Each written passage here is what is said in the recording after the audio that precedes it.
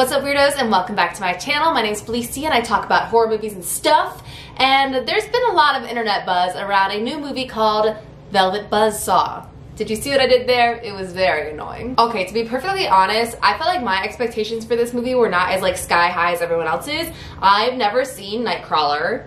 I know, go ahead. Throw your coffee at me. Throw it right at your computer screen because the only person you will hurt is you. And I also only watched the trailer one time and I was like, wow, amazing concept. Can't wait. So I felt casually excited for the movie, but I wasn't really that focused on it. Thus, I feel like I had probably a slightly better experience than a lot of people did. So basically, this movie is a commentary on the contemporary art world, complete with asking if a pile of trash is art, which just classic. An art dealer finds all these paintings by a deceased artist who requests that all of his work be destroyed.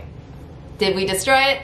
No, of course we didn't. Turns out all these paintings are full of some dark and spooky forces that will basically kill anyone that's trying to buy or sell them. So the first thing I'll say is that this movie actually had a hard time keeping my attention, which I'm very confused by because I love the concept. They had some really cool imagery and shots going on, most of which you can just see in the trailer, but somehow everything didn't get put together in a satisfying way for the audience. It really felt very messy and sort of thrown together editing wise. The editing didn't feel like a choice. Part of me was maybe they were trying to go for an abstract painting form of editing, but no.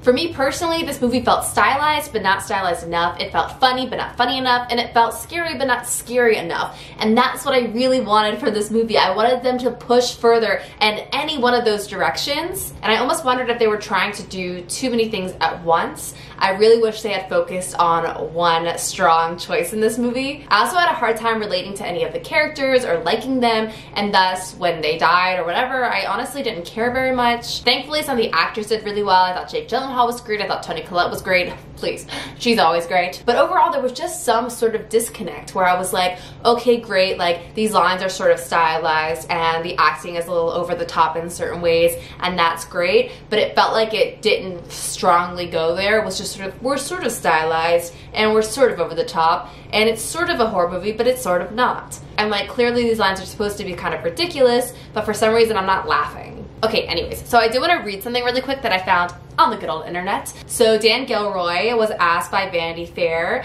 what he wants the audiences to take away from the film, and I just want to read you his answer because I think it's great and I want to talk about it. So he says, I hope people look at art in a slightly different way.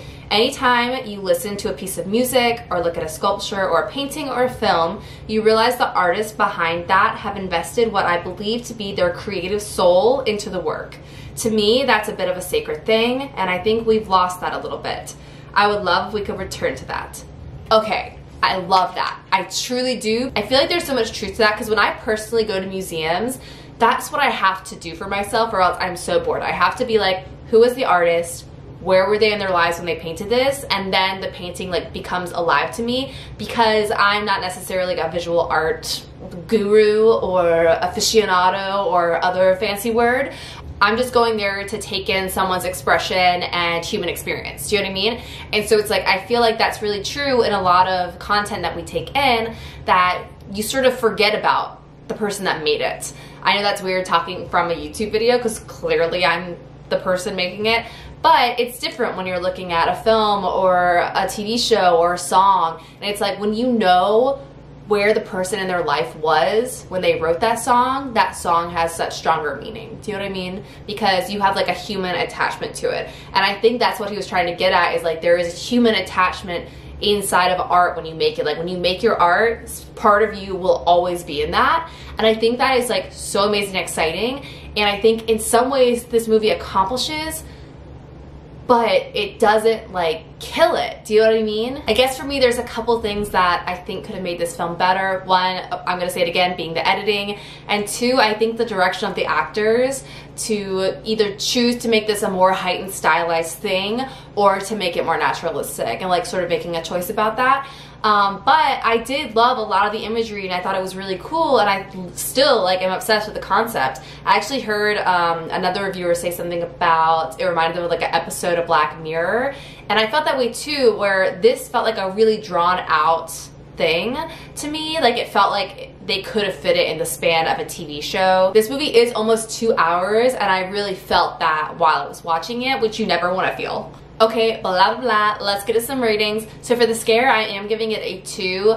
I think this movie was way less in the horror genre than the trailer appeared to be. I think it was just not very scary. The concept is interesting and scary, but the execution, like, I didn't feel scared. The gore gets a 2 for me. There is a little bit, but nothing overwhelming. The cheese gets a 3, and this is honestly for the actors when they have sort of these comedic lines that they are making fun of the contemporary art world. It felt like they were in on the joke, which is actually not helpful. It's always much funnier if they're not in on the joke, and thus it's funnier to us. And so I just felt like the cheese in this movie was not helpful to it. And overall, I don't think this is a bad movie. I'm giving it a 3. I think you should watch it just because the concept is so cool, and there's cool images in it that I think are worth seeing, but it's not something I'm interested in watching again, and it felt too long to me. Okay, now let's get to some of my favorite scenes or images or whatever. So the first one is Zawe Ashton's death. So this is another character where I just felt like she was so unlikable, and you weren't rooting for her. But she got a cool death, so basically all these paintings are melting, all the colors melting off, and they basically consume her, and she is consumed in paint, and that was a really cool image. Another image I loved was the school children walking through Toni Collette's blood, because people thought that her death, like her dead body, might have been a part of the exhibit, and so people are just walking through the museum, and these kids are just walking through the blood, and I thought that was pretty amazing. Now, if you've seen this movie, please let me know what you thought of it down below. I promise I will watch Nightcrawler this week, and have a nice scream. Bye.